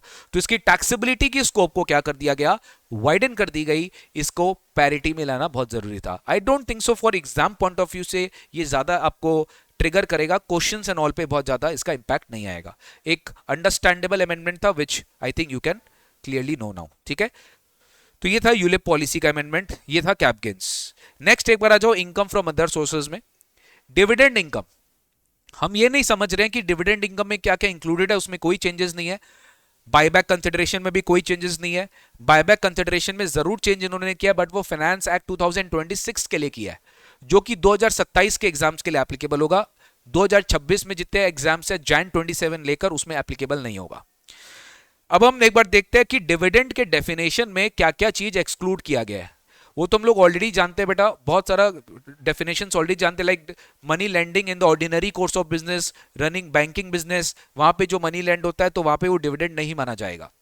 इसमें और एक केस को ऐड किया गया है, जैसे देखिए सेक्शन 222 क्लॉज 2A को ऐड किया गया है। क्लॉज 2A को ऐड किया गया है बेटा। क्लॉज 2 ऑलरेडी क्या बोलता है, it excludes from dividend any advance made to the shareholder by a company in the ordinary course of business where the lending is the substantial part of the business। business company का money lending business है, वो अपने share holder को money land कर रहा है, business का course है और उसे इंटरेस्ट चार्ज कर रहा है, ये कोई डिविडेंड नहीं है। ये तो हमें पता ही है, ये हम ऑलरेडी पढ़ चुके हैं। इन्होंने एक और पेक्यूलियर केस को यहां कवर किया जो डिविडेंड नहीं माना जाएगा, और वो है फाइनेंस कंपनीज या फाइनेंस यूनिट्स के बीच में। अगेन यहां पे IFSC को बेनिफिट दिया है। any advance or any loan between two group entities, group companies आपस में एक दूसरे को एडवांस दे रहे हैं, लोन दे रहे हैं, where one of the entity is a finance company, यानी उसका काम क्या है, फाइनेंसिंग करना, पैसा देना, मनी लेंड करना, या फाइनेंस यूनिट है, and the parent entity or principal entity of such group is listed in a stock exchange. यानी मतलब सर वो जो ग्रुप एंटिटी है उसका जो मेन अल्टीमेट पेरेंट कंपनी है या होल्डिंग कंपनी है वो स्टॉक एक्सचेंज में लिस्टेड है। कहां लिस्टेड है, इंडिया के बाहर लिस्टेड है। मतलब तुम सोचो वो सब्सिडरी कंपनी इंडिया में खोल के रखा है और उसका होल्डिंग कंपनी बाहर है और वो बाहर में लिस्टेड है। तो इंडिया में जो सब्सिडरी कंपनी है वो क्या कर रहा है, वो फॉरेन में बाहर जो लिस्टेड कंपनी है उसको लोन दे रहा है, या बाहर जो लिस्टेड कंपनी है वो इंडियन कंपनी को लोन दे रहा है, वो बाहर इंडिया में ऐसे कंट्री में लिस्टेड है जो कि इंडिया के बाहर लिस्टेड है, but it should not be a country और territory which is specified by CBDT. मतलब गवर्नमेंट कुछ कंट्रीज को यहां पे आउट कर देगा कि अब वहां पे लिस्टेड होंगे तो ये वाला प्रोविजन नहीं लगेगा, तब डिविडेंड होगा। और वो जनरली क्या होता है, फॉरेन जुडिक्शन लाइक मॉरिशियस, लाइक केमन आइलैंड्स, ठीक है, ये सब कंट्रीज, ठीक है, बर्मुडा, ये सब जहां कंट्रीज में लो टैक्स जुडिक्शन है, वहां पे ये सब कंट्रीज को सरकार बाहर कर देगी, बोले नहीं नहीं वहां पे तो हम लगा देंगे डिविडेंड। तो बेसिकली पेरेंट एंटिटी और principal entity of the group should be listed in a stock exchange outside India other than any country which the government may be notifying, other than the country or a territory outside India which may be specified by the board। मतलब board इसमें से कोई country को out करेगा कि भैया इस country में अगर आपका पेरेंट एंटिटी है तो फिर ये हम प्रोविजन एप्लीकेबल नहीं करेंगे, यानी फिर वो डिविडेंड माना जाएगा। फिनेंस कंपनी, फिनेंस यूनिट मतलब क्या, basically as per the IFSC authority finance company regulations made under IFSC authority act, ठीक है, ये सब आईएफएससी को प्रमोट करने के लिए बेटा ये किया गया है। सच फिनेंस कंपनी और finance unit is set up as a global or a regional corporate treasury center for undertaking treasury activities or treasury services as per the relevant regulations made by IFSC authority established under section 4। मतलब basically ये लोग treasury division होंगे उस particular company के जो खाली money related financial काम कर रहा है, तो उसको उसके लिए पेरेंट कंपनी फाइनेंस दे रहा है तो हम इसको डीम डिविडेंड नहीं मानेंगे, या ये किसी को फाइनेंस दे रहे हैं तो हम इसको डीम डिविडेंड नहीं मानेंगे। डिविडेंड के डेफिनेशन में से ये जो ग्रुप एंटिटीज के बीच में लोन देना होगा as per IFSC regulations, this will not be covered under the dividend definition. बस एक बार जान के पढ़ना, मेरे हिसाब से एग्जाम पॉइंट ऑफ व्यू से ज्यादा रेलिवेंट नहीं है ये। नेक्स्ट एक चैप्टर आता है set of and carry forward of losses, ठीक है, set of and carry forward of losses. Set of and carry forward of losses में सिंपल मैं आपको बताता हूं, जैसे कि मान लीजिए आप एक पार्टनरशिप फर्म हो, राइट, और आप कंपनी में कन्वर्ट हो रहे हो, आप एक कंपनी हो, आप एलएलपी में कन्वर्ट हो रहे हो, ठीक है, आप कंपनी ऑफ एलएलपी में कन्वर्ट हो रहे हो, या फिर आप एक कंपनी हो, आप एक दूसरे कंपनी में अमेलगमेट हो रहे हो, तो ऑलरेडी इनकम टैक्स एक्ट में कुछ प्रोविजंस है जो क्या बोलता है कि अगर ये फर्म कंपनी में जा रहा है, यानी फर्म खत्म हो जाएगा, कंपनी एलएलपी में कन्वर्ट हो रहा है, कंपनी खत्म हो जाएगा, अमेलगमेटेड कंपनी 1 अमेलगमेटेड कंपनी 2 में अमेलगमेट हो रहा है, ये भी खत्म हो जाएगा। तो व्हाट अबाउट दैट लॉसेस, अगर इनके पास कोई ब्रॉड फॉरवर्ड बिजनेस लॉसेस है, if they have some brought forward business losses, तो ये भी क्या कैरी फॉरवर्ड हो सकता है विद ऑल दिस 3? यस, ये कैरी फॉरवर्ड हो सकता है। ये स्पेसिफिक प्रोविजन था बेटा सेक्शन 72 का, 72A का, 72AA का, ये सब प्रोविजन है यहां पर। आपको बस अमेंडमेंट शॉर्ट में मैं बताता हूं, यहां पर क्या लिखा हुआ था कि नॉर्मली आपका जो बिजनेस लॉस कैरी फॉरवर्ड होता है कितना, 8 ईयर्स के लिए कैरी फॉरवर्ड होता है। यहां पर ये क्लियर नहीं था कि ये 8 ईयर्स कब से आप कैलकुलेट करेंगे। जैसे मान लीजिए मैं एग्जांपल दे रहा हूं, ये फर्म को, कंपनी को, अमेलगमेटेड कंपनी, ये बहुत पहले से चले आ रहा है, ये 2021 में लॉस किया, ठीक है, और 2024 में इसकी ये एक्टिविटी हुई, एक्टिविटी मतलब कन्वर्जन या अमेलगमेशन या कन्वर्जन व्हाटएवर, 2024 में ये कन्वर्ट हुआ, बट इसका लॉस 2021 से चले आ रहा है, बहुत पहले से लॉस चले आ रहा है, ठीक है। अब 8 इयर्स हम लोग काउंट करते थे बेटा, 8 इयर्स हम लोग काउंट करते थे 2024 से, we used to count 8 years from 24, कि भैया जब से अमेलगमेशन हुआ है उसके बाद से तुमको फ्रेश 8 इयर्स या कैरी फॉरवर्ड करने मिलेगा। ये तो गलत है। फ्रेश 8 इयर्स 2024 से क्यों कैलकुलेट करेंगे, हम तो 2021 से कैलकुलेट करेंगे कि जब से पुराने कंपनी ने लॉस इंकर किया है तब से आपका ये लॉस कैरी फॉरवर्ड किया जाएगा, एंड नॉट जब से रीऑर्गेनाइजेशन हुआ है, जब से अमेलगमेशन हुआ है। तो जो 8 इयर्स का पीरियड है ना, this 8 years will be carry forward from the year 2021, यानी जिस साल लॉस हुआ है। यही एक क्लैरिफिकेटरी अमेंडमेंट यहां पे की गई है कि पुराने एंटिटीज के जितने भी लॉसेस है, पीजीबीपी लॉसेस है, they will be carried forward for not more than 8 years from the year in which the loss was incurred. जब से लॉस हुआ है, जब से लॉस सबसे पहले कंप्यूट हुआ है इन तीनों का, तब से ही आपको 8 इयर्स कैरी फॉरवर्ड करना, मतलब 2021 से। मतलब अब आपको जो रिजल्टेंट एंटिटीज को कैरी फॉरवर्ड करने मिलेगा वो कम पीरियड मिलेगा। पहले वो फुल 8 इयर्स ले लेते थे, डबल हो जाता था बेनिफिट।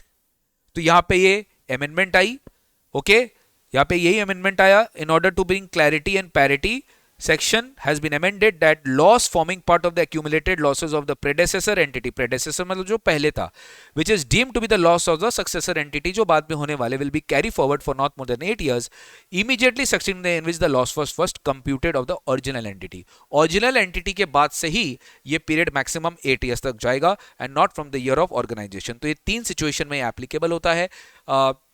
एक बार आप इसको गो थ्रू कर लेना. अगर आप लोग कभी भी ये set of and carry forward वाला पार्ट पढ़े हो, इसमें आपको पढ़ाया गया था, तो आप लोग प्लीज देख लेना, आप लोग को समझ में आ जाएगा. बहुत सिंपल अमेंडमेंट था, ठीक है, इसमें कुछ खास नहीं था. नेक्स्ट आते बेटा डिडक्शंस अंडर चैप्टर 6 से वाले अमेंडमेंट में.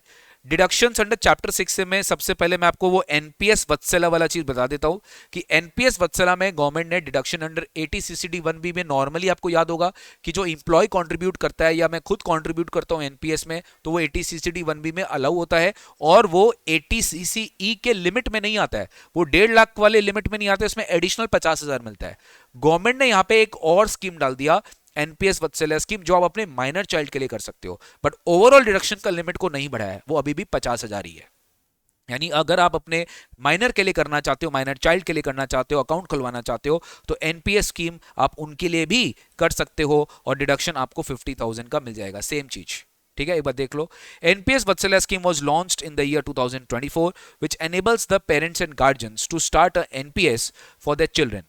The savings cum pension scheme is designed exclusively for minors and will be operated by the guardian for the exclusive benefit of the minor till they attain majority. When the minor attains 18 years, the account will continue to be operational. Transferred to the child name, जैसे उसका 18 years वो बन जाएगा, adult हो जाएगा, वो operational हो जाएगा, कंटिन्यू रहेगा और उसके चाइल्ड के नेम पे ट्रांसफर हो जाएगा with the accumulated corpus and will be shifted into the NPS, normal NPS account में चला जाएगा, ऑल सिटीजन मॉडल या कि कोई दूसरे स्कीम में चला जाएगा as he wishes. In order to extend the tax benefits available to NPS under 80 CCD to the contributions made to NPS Vatsalya scheme, ये सारे अमेंडमेंट्स किए गए हैं. बहुत सिंपल है. Deductions will be allowed to whom, parent और guardians की total income of the whatever amount which they are paying subject to 50,000. एकदम सिंपल है, जो आपको ऑलरेडी पढ़ाया गया है. The amount on which deduction will be claimed, same चीज है. अमाउंट जिस पे आप डिडक्शन क्लेम कर रही हो वो टैक्सेबल कब होगा? when amount is withdrawn, when the deposit was made in the account of the minor. अगर डिपॉजिट माइनर के अकाउंट में किया गया और फिर आप विड्रॉ कर रहे हो, वो टैक्सेबल हो जाएगा. The amount on which deduction has been allowed and it is received on closure of the account due to the death of the minor, वही सेम चीज, माइनर के डेथ के वजह से अगर आपको पैसा मिल रहा है तो वो एग्जेम्प्ट हो जाएगा, वो टैक्सेबल नहीं होगा. It will not be deemed to be the income of the guardian. फिर वही 10-12 BA अलग से एग्जेम्पशन आया कि भैया आप जब विड्रॉ करोगे तो पैसा एग्जेम्प्ट होगा सब्जेक्ट टू 25%, ठीक है. Any income received on partial withdrawal, मतलब आप कंप्लीट विड्रॉ करेंगे तो टैक्सेबल है, पार्शियल विड्रॉ करेंगे made out of the minor account, बीच बीच में होता है ना कि आप पैसा विड्रॉ कर सकते हो माइनर के कुछ काम के लिए, पढ़ाई के लिए, एजुकेशन के लिए, हेल्थ के लिए, whatever any contingency situations, then that partial withdrawal will not be taxable up to 25% of the contributions made by him. ये हम ऑलरेडी ऊपर पढ़ा दिया. यानी 80 CCD 1B और 10-12 BA ये साइमल्टेनियसली गवर्नमेंट ने एक ही चीज को टारगेट करने के लिए बनाया, NPS Vatsalya scheme. 80 CCD 1B तो कंट्रीब्यूशन पे एग्जेम्पशन देगा और क्या बोलते हैं आपका ये जो है विड्रॉल पे 10-12 BA एग्जेम्पशन देगा.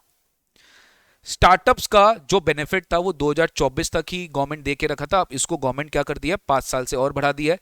2025 तक ही था, सॉरी, अब इसको 2030 तक कर दिया. मतलब पहले क्या था कि आपका 2016 से 2020 किया, फिर उसको 24 किया, 24 से 25 किया, अब 25 से 30 कर दिया. यानी अभी भी अगर आप स्टार्टअप इनकॉर्पोरेट करते हो तो 100% डिडक्शन मिलेगा फर्स्ट एनी 3 असेसमेंट ईयर्स के लिए आउट ऑफ 10 ईयर्स, ठीक है.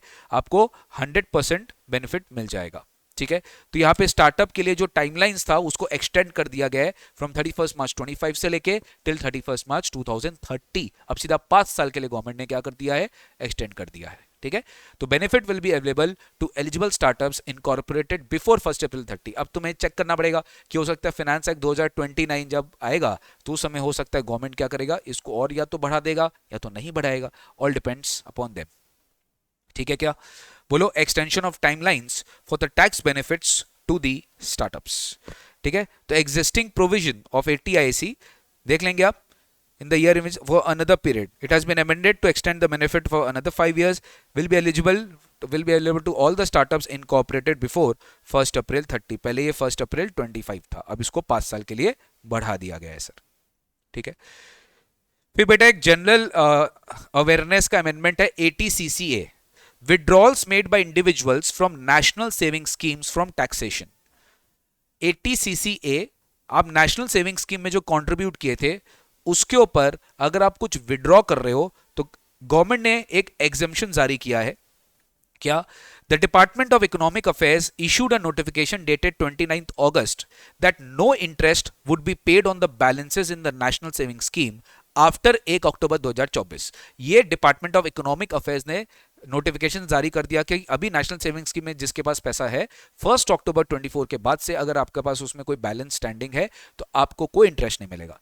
Thus 80 CCA has been amended to provide the exemption to the withdrawals made by the individuals from these deposits for which deduction was allowed on or after क्या 29 अगस्त 2024. यानी कि 29 अगस्त 2024 के बाद से अगर आप नेशनल सेविंग स्कीम्स के अंदर में जो आपका बैलेंसेस पड़ा है अगर आप उसको विड्रॉ करते हो तो आपको पूरी की पूरी एग्जेम्पशन मिल जाएगी. This exemption will be provided to the deposits with the interest accrued made before 1 April 1992 as these are the amounts in respect of which deduction was allowed. मतलब सिंपल है, जिसके ऊपर आपको डिडक्शन मिल गया था वो अगर आप विड्रॉ कर रहे हो 29 अगस्त 2024 के बाद तो गवर्नमेंट आपको इस पे स्पेसिफिकली एग्जेम्पशन दे देगा. नॉट रेलिवेंट बेटा फॉर योर एग्जामिनेशंस. एक बार इसका बैकग्राउंड मैंने आपको यहाँ पे दे दिया है, आप चाहे तो उसको यहाँ पर पढ़ सकते हो.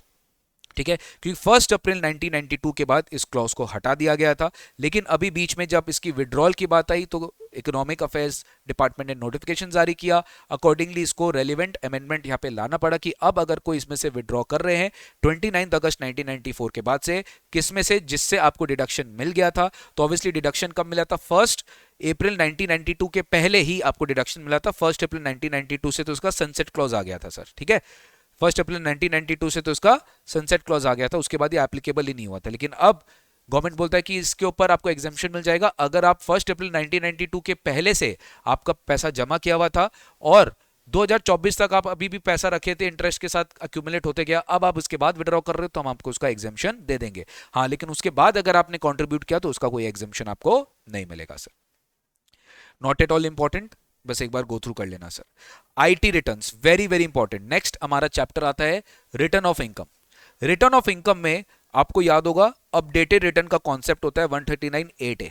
ठीक है, रिटर्न ऑफ इनकम में आपको याद होगा अपडेटेड रिटर्न का कॉन्सेप्ट होता है जो कि गवर्नमेंट अलाउ करता है अप टू 24 मंथ्स अलाउ किया था कि आपको और 2 साल देंगे from the relevant assessment year you can file your updated return. जहां जहां गवर्नमेंट को फायदा है, आपकी टोटल इनकम बढ़ रही है, टैक्स लायबिलिटी बढ़ रहा है, लॉसेस डिक्रीज हो रहा है, रिफंड डिक्रीज हो रहा है, your updated return can be furnished. इसको इंक्रीज करके और 2 साल कर दिया, यानी 48 मंथ्स 4 साल तक आप अपडेटेड रिटर्न फाइल कर सकते हो. पहले इसका स्लैब क्या था 25% और 50%. अब इसमें 2 और ऐड कर दिया है 60 एंड 70. मतलब गवर्नमेंट को तो टैक्स मिल रहा है, गवर्नमेंट को क्या दिक्कत है. आप एडिशनल टैक्स पहले 25 और 50 देते थे अप टू यहाँ पे 12 मंथ्स तक, यहाँ पे 12 टू 24 तक, राइट. अब आप 24 से 36 के बीच में अगर आप अपना अपडेटेड रिटर्न फाइल करोगे तो 60, और 36 से 48 के बीच में अगर आप अपडेटेड रिटर्न फाइल करोगे तो 70% of your tax interest and payable should be paid by additional tax. ठीक है, तो सिंपल है गाइस, यहां पे जो 2 स्लैब था अब इसको 4 स्लैब कर दिया गया है till 48 months from the end of the relevant assessment year. ठीक है, till 48 months from the end of the relevant assessment year. तो section 139(8)(a as per this it is related to updated return. It can be filed up to 24 months from the end of the assessment year. The facility was promoted the voluntary compliance against payment of additional tax of 25% of tax and interest filed up to 12 months, and for updated return after 12 months but before 24 months it was 50%. It has been amended to extend the time limit to file updated return from 24 to 48 months. अब इसमें rate क्या होगा, after 24 till 36 it is 60% and after 36 to 48 it will be 70%. तो ये आपको याद रखते हुए चलना है. ठीक है, ये आपके एमसीक्यूज एंड ऑल पे भी पूछा जा सकता है. अब फाइनल वाले बच्चे थोड़ा आप खाली इस पर्टिकुलर सेक्शन में ध्यान दे दीजिए कि सर अगर 148, इंटर वाले बच्चे आप थोड़ा 2-4 मिनट ऐसे सुन लो. फाइनल वाले बच्चे आप लोग के लिए बस थोड़ा सा यहाँ पे एक अमेंडमेंट एक्स्ट्रा है. नो अपडेटेड रिटर्न, सुनो 148 याद आ रहा है आपको, इनकम एस्केपिंग असेसमेंट एक असेसमेंट सेक्शन है, उसके लिए 148 का प्री कंसल्टिंग हियरिंग होता है, दैट इज 148A. मान लीजिए आपको 148A का नोटिस आ गया, 148A का नोटिस आ गया. ओके, अगर आपको 148A का नोटिस आ गया तो आपके लिए फिर टाइम लिमिट है 36 मंथ्स. आप फिर 36 मंथ्स बाद अपडेटेड रिटर्न फाइल नहीं कर सकते, आपके लिए 48 नहीं है। No updated return will be furnished by any person where notice has been issued under 148A pre-consultation before 148 148A में, यानी कि why we should not issue you a notice for income escaping assessment। अगर ये आपको notice आ गया तो 36 months बाद आप फाइल नहीं कर सकते, 36 मंथ्स तक कर सकते हैं, क्योंकि बेटा 148A ही, अगर आपको याद होगा, 3 साल की सरकार अंदर इशू कर सकती है, तो 3 साल तक आप कर सकते हैं, 3 साल के बाद नहीं कर सकते। तो 36 मंथ्स का टाइम लिमिट हो जाएगा when 148A has been issued.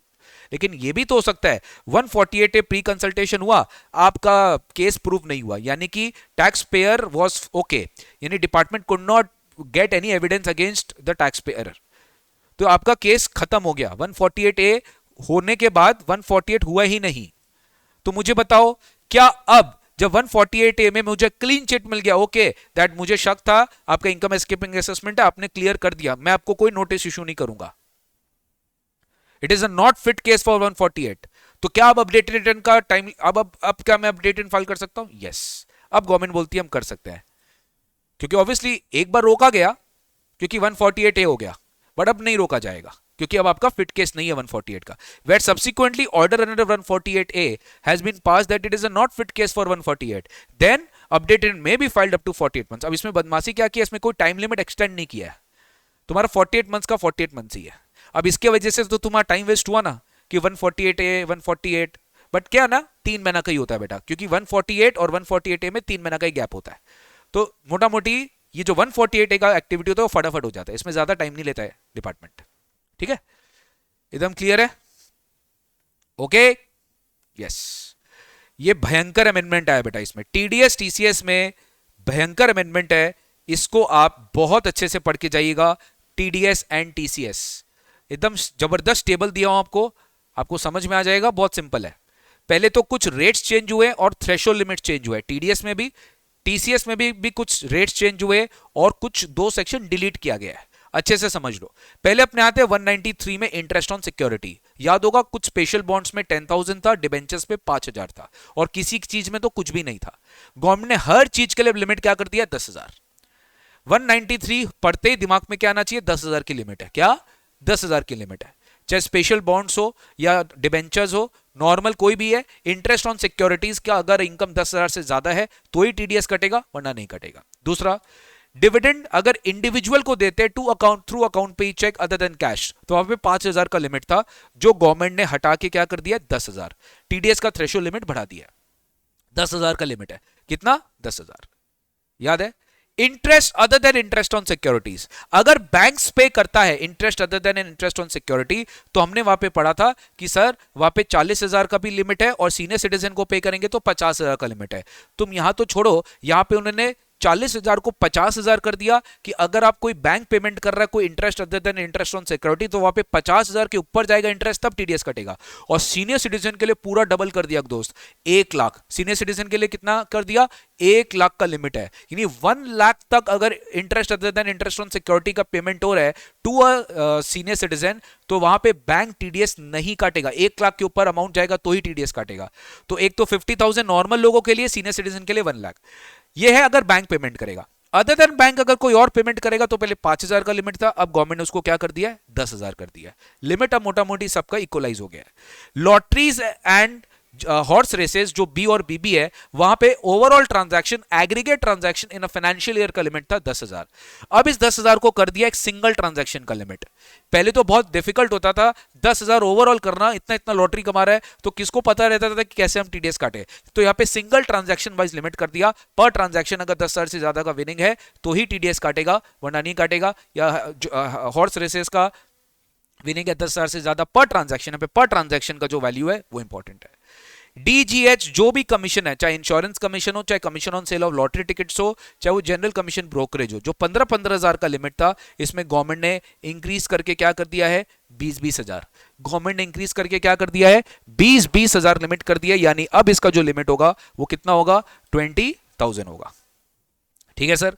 Rent जो पहले 2,40,000 पर एनम था, यानी रेंट पे गवर्नमेंट कितना टीडीएस लेता था, काटता था, जब आपका 2,40,000 का, जब आपका 2,40,000 से ज्यादा का रेंट होता था तब टीडीएस काटता था। अब ये पर एनम का सिस्टम हट गया है, अब 50,000 मंथली है और पार्ट देयर ऑफ, लाइक 194 आईबी।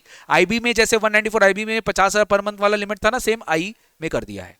मंथली आपका रेंटल अगर 50,000 पर मंथ तक है या पार्ट देयर ऑफ तो आपको टीडीएस नहीं काटना है। याद आ रहा है 194 J fee for professional services, technical services, royalty, non compete fees, सबके लिए 30,000 का लिमिट था। अब गवर्नमेंट ने कितना कर दिया है, 50,000। अब आपको टीडीएस नहीं काटना है अगर आपका 50,000 तक का प्रोफेशनल फीस है। याद आ रहा है dividend in respect of mutual funds 5,000 का लिमिट था, ये इसको भी गवर्नमेंट ने बढ़ा के क्या कर दिया है, 10,000 कर दिया है, 194K। और लास्ट है 194LA, कॉम्पनसेशन और enhance compensation on acquisition of immovable property. ठीक है, on acquisition of immovable property, यानी कि अगर आपका इमूवेबल प्रॉपर्टी का कंपलसरी एक्विजिशन इनहैंस कॉम्पनसेशन होता था तो वहां पे 2.5 लाख का लिमिट था।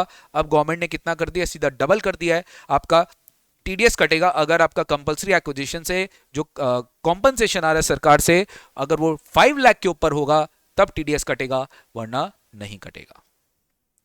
क्लियर है सर? तो ये थ्रेशोल्ड लिमिट्स में चेंजेस है, अपने आप को अपडेट कर लीजिएगा। टीडीएस रेट में खाली इंश्योरेंस कमीशन का जो रेट 5% था उसको 2% कर दिया। क्या? इंश्योरेंस कमीशन का जो टीडीएस रेट है उसको गवर्नमेंट ने चेंज करके कितना कर दिया है, 2% कर दिया है।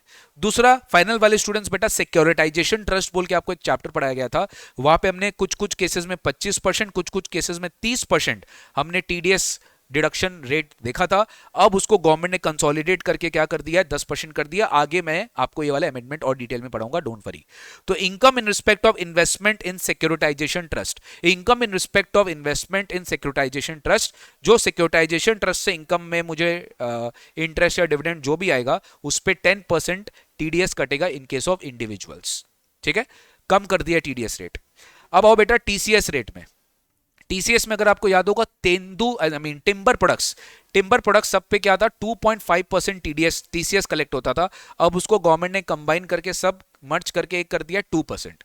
यानी टिम्बर हो या कोई फॉरेस्ट प्रोड्यूस हो not being tendu leaves obtained under forest lease, और timber obtained under any other mode other than forest lease. Timber किसी भी तरह में करो, जो पहले 2.5% था अब उसको कितना कर दिया है, 2% कर दिया। यानी टीसीएस रेट को भी रिड्यूस करके 2.5 से 2 कर दिया है। ठीक है, ये बहुत इंपॉर्टेंट है। Overseas tour programme package as well as liberalise remittance scheme 261G, जो पहले 7 लाख का लिमिट था अब गवर्नमेंट ने उसको 10 लाख कर दिया है। जो पहले 7 लाख का लिमिट था गाइज, अब गवर्नमेंट ने उसको कितना कर दिया है, 10 लाख का लिमिट कर दिया है। मोटा मोटी यही चेंज है। और सबसे इंपॉर्टेंट ये इफ यू आर एक्चुअली, अभी देखो मैंने एकदम समराइज कर दिया है टीसीएस रेट्स 261G में, ये जी होगा। ठीक है, ये जी होगा। इसमें क्या है कि मान लीजिए एक बच्चा ने कोई भी एक लोन लिया है, मैंने लोन रेमिटेंस किया, एजुकेशन लोन लिया है, फाइनेंशियल इंस्टीट्यूशन से लोन लिया है। एजुकेशन स्पॉन्सर करने के लिए सरकार बोलता है अगर आप कोई रेमिटेंस कर रहे हो लोन का इंडिया के बाहर, हम कोई टीसीएस कलेक्ट नहीं करेंगे, it is exempt without any limit. ये अमेंडमेंट है। पहले इसके ऊपर भी कुछ स्लैब्स थे। अगर अब आप लोन रेमिट कर रहे हो, अगर आप बेसिकली लोन ले रहे हो फाइनेंशियल इंस्टीट्यूशन से और आप इंडिया के बाहर रेमिट कर रहे हो, पर्पस ऑफ एजुकेशन है वो लोन, एजुकेशन लोन्स का रिपेमेंट पे कोई टीसीएस कलेक्ट नहीं होगा। एकदम क्लियर है सर, नो लिमिट। लेकिन इसके अलावा अगर मान लो आप स्कूल्स को डायरेक्ट पे कर रहे हो, कॉलेजेस को पे कर रहे हो, राइट, आप लोन नहीं ले रहे हो, आप स्कूल्स को रेमिट कर रहे हो डायरेक्टली अदर देन अबव, या मेडिकल पर्पस है, अप टू 10 lakhs कुछ नहीं होगा। 10 लाख तक पे तो कोई लिमिट नहीं है, कोई टीसीएस नहीं है। हाँ, अबव 10 लाख पे आपके ऊपर 5% टीसीएस कलेक्ट होगा। कितना? 5%। 10 लाख तक पे कुछ नहीं है, अबव 10 lakhs 5% है। और अगर आप लोन लियो फाइनेंशियल इंस्टीट्यूशन उनको रीपे कर रहे हो, वहां पे तो कुछ भी नहीं होगा। ओवरसीज टूर प्रोग्राम पैकेज पे एक स्लैब रेट है, सेम है अप टू 10 लाख पे, वहां पे तो नील था, यहां पे अप टू 10 लाख पे 5% लगेगा। कितना? 5%। और सीधा अबव 10 लाख पे 20% लगेगा। सीधा अबव 10 लाख पे 20% लगेगा। बट सेम है बेटा, अगर पैन फर्निश नहीं किया तो अपने पढ़े थे ना डबल, अगर पैन फर्निश नहीं किया तो डबल द टीसीएस रेट लगेगा आपको। तो यहां पर सेम है, अगर पैन फर्निश नहीं किया यानी नॉन पैन केसेस में ये कितना हो जाएगा, 10% हो जाएगा, और बाकी तो 20% जैसा है, उसका तो 40 नहीं हो सकता ना, वो तो उतना ही होगा सर। ठीक है, वो मैक्सिमम गवर्नमेंट इसका रूल देके रखा है, अपने को पता है 206CC में, जैसे 206AA है वैसे हमें को पता है कि पैन फर्निश नहीं किया तो कलेक्टर कितना कलेक्ट कर सकता है, ये वही चीज है। बस अब इतना याद रखिएगा, अप टू 10 लाख पे 5% है, अबव 10 लाख पे 20% है, अप टू 10 लाख पे 5% है, अबव 10 लाख पे 20% है। अदर केसेस में नॉर्मल क्या है, सी सेम सर, अगर कुछ नहीं लिखा है तो अप टू 10 लाख पे कुछ नहीं है और अबव 10 लाख पे सीधा 20% है, यानी ये वाला क्या है, यही है। ओवरसीज टूर प्रोग्राम पे पैकेज में तो 5% तो लगेगा ही। Other than that normal case में अप टू 10 लाख पे कुछ नहीं है, उसके अबव आपको 20% देना पड़ेगा सीधा। सर 206C 1H अगर आपको याद होगा, हम 194Q और 206C 1H के साथ एक लिंक करके प्रोविजन पढ़ते थे। If I am a buyer purchasing goods above 50 lakhs in a financial year, I have to deduct TDS at 0.1%. Seller selling goods above 50 lakhs has to collect TCS at 0.1%. ये दोनों double चीज एक ही transaction में कभी कभी applicable होता था, but वहां पे 194Q हमेशा जीतता था। कौन बोले क्लैरिटी नहीं है इसमें, बहुत लोगों को कंफ्यूजन है, ये प्रोविजन को ही डिलीट कर दिया। Now note collection of TCS from for any seller from selling goods, जो TDS करेगा बायर करेगा, TCS हैज बीन डिलीटेड, ये एप्लीकेबल ही नहीं हो रहा है फ्रॉम योर एग्जाम्स। दूसरा अगर आपको याद होगा, इफ जिसको भी हम पेमेंट कर रहे हैं या जिससे भी कलेक्शन ले रहे हैं, TCS और TDS will not be applicable. पहले लगता था कि हाँ सामने वाला अगर रिटर्न फाइल नहीं कर रहा तो उस पर ज्यादा TDS काटो, यार हमें कैसे पता रहेगा रिटर्न फाइल किया कि नहीं किया। तो this was a very very difficult exercise for day to day monitoring. तो गवर्नमेंट से रिक्वेस्ट किया गया, गवर्नमेंट ने इस प्रोविजन को भी डिलीट कर दिया। दोनों TDS का है सेक्शन 206AB और TCS का है सेक्शन 206CC, इसको ओमिट कर दिया गया। अब ये प्रोविजन एप्लीकेबल नहीं है, यानी कि 260 वाला भी प्रोविजन एप्लीकेबल नहीं है और higher TDS for for non filers of return, ये वाला प्रोविजन भी एप्लीकेबल नहीं है। अगर आपके मैट में है कुछ, ये कहीं पे भी है, आप इसको प्लीज डिलीट कर दीजिएगा, अब आपके एग्जाम्स के लिए रेलेवेंट नहीं है। तो देखो TDS TCS में और इनकम टैक्स रेट्स में बहुत अमेंडमेंट्स है, इसको आप थोड़ा सा समझ लेना, ये रेलेवेंट है।